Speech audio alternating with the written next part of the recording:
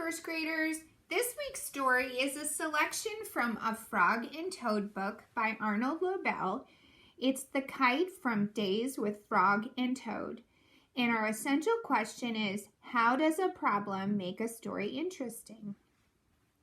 Meet the author and illustrator, Arnold Lobel. Arnold Lobel drew many animals before he came up with the Frog and Toad characters.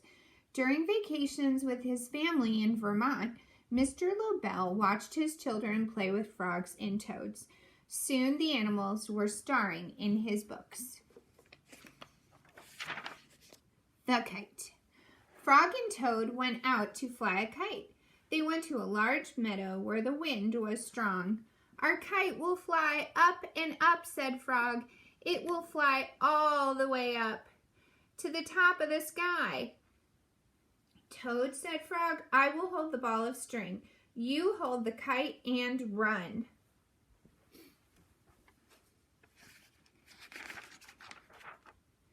Toad ran across the meadow. He ran as fast as his short legs could carry him. The kite went up in the air. He fell to the ground with a bump. Toad heard laughter. 3 robins were sitting in a bush. "That kite will not fly," said the robins. "You may as well give up." Toad ran back to Frog. "Frog," said Toad, "this kite will not fly. I give up."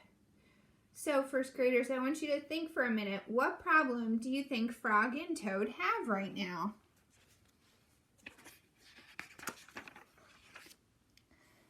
"We must make a second try," said Frog. "Wave the kite over your head. Perhaps that will make it fly."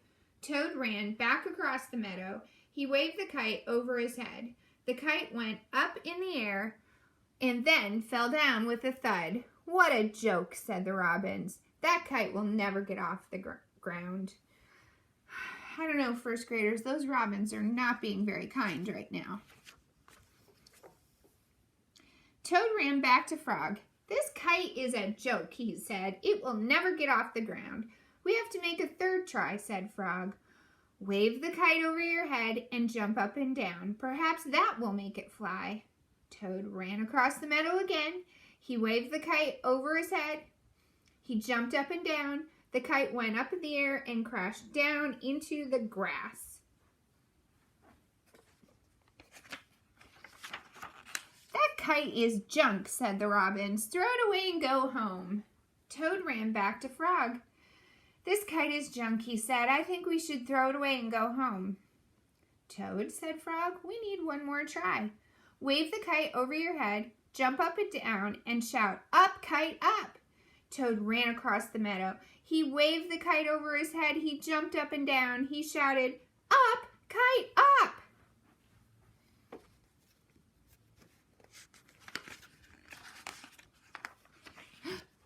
The kite flew into the air. It climbed higher and higher. "We did it," cried Toad. "Yes," said Frog.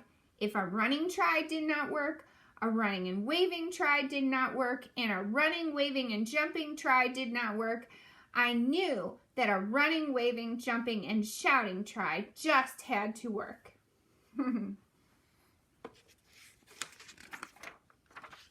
The robins flew out of the bush, but they could not fly as high as the kite.